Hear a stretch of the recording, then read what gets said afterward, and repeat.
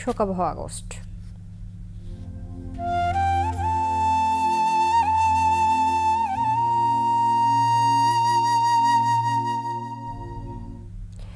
বঙ্গবন্ধু ও তার পরিবারকে জড়িয়ে ১৯৭২ থেকে ৭৫ পর্যন্ত দেশে বিদেশে রটানো হয়েছিল মিথ্যাচার, গুজব।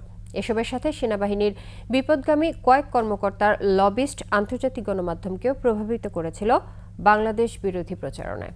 আদিত্য মামুনের রিপোর্ট। সদ্য স্বাধীন দেশে সর্বহারা পার্টির সদস্যদের অস্ত্র ফেরত না দিয়ে অরাজকতা, লুটপাট আর সন্ত্রাসী কর্মকাণ্ডের লাগাম টানতে গঠন করা হয় রক্ষী বাহিনী। তবে এই বাহিনী আর বঙ্গবন্ধু পরিবারের বিরুদ্ধে মিথ্যাচারের নামে জাসদের আজ্ঞাবহ দৈনিক গণকণ্ঠ।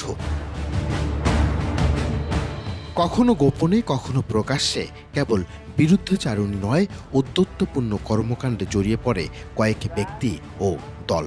তাদেরই ধারাবাহিক উদ্দেশ্য প্রণোদিত প্রোপাগান্ডার শিকার হন শেখ কামাল, ফজলুল হক মনিসহ শেরনিয়াবাদ পরিবারের সদস্যরাও।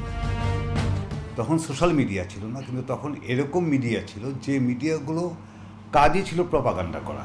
শেখ কামালের যে গাড়ি ছিল সেটাকে সর্বহারা পার্টির গাড়ি মনে করে পুলিশ গুলি করেছিল। মানুষের মধ্যে গুজব ছড়ানো হলো যে শেখ কামাল বাংলাদেশ ব্যাংকে ডাকাতি করতে গিয়ে আহত হয়েছে।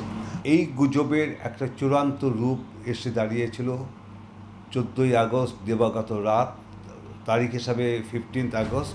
এমনকি মুজিব ইন্দিরা চুক্তি নিয়েও ভুয়া তথ্য ছড়িয়ে দেওয়া হয় জনমনে। বঙ্গবন্ধুর অনন্য ব্যক্তিত্ব, ভাবমূর্তিকে হেয় করতে টার্গেট করা হয় রাষ্ট্রীয় নীতি সিদ্ধান্তগুলো। ভুল ও বিকৃতভাবে ব্যাখ্যা করে সাধারণের ভেতর তৈরি করা হয় ক্ষোভ, বিদ্বেষ।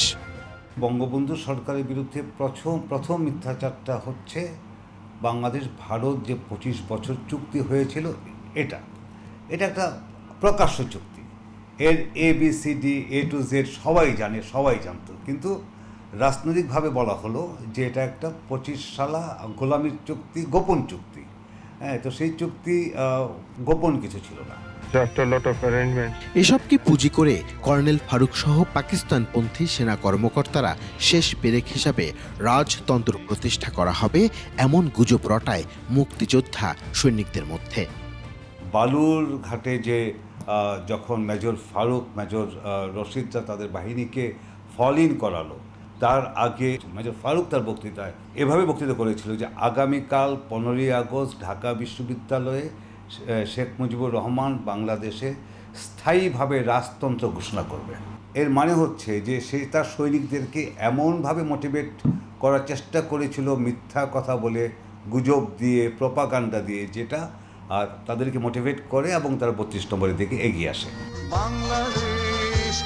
সদ্য স্বাধীন কিন্তু বিধ্বস্ত দেশটি যখন স্থিতিশীলতার পাশাপাশি উন্নয়নের পথে, তখনই ভিন্ন পথ বেছে নেয় দুষ্কৃতিকারীরা। রক্তে কেনা প্রিয় মাতৃভূমি আবারও বৃত্তবন্দী হয় অন্ধকারের ঘেরাটোপে, এমনই মনে করেন এই সাংবাদিক। আদিত্য মামুন, 21শে টেলিভিশন, ঢাকা।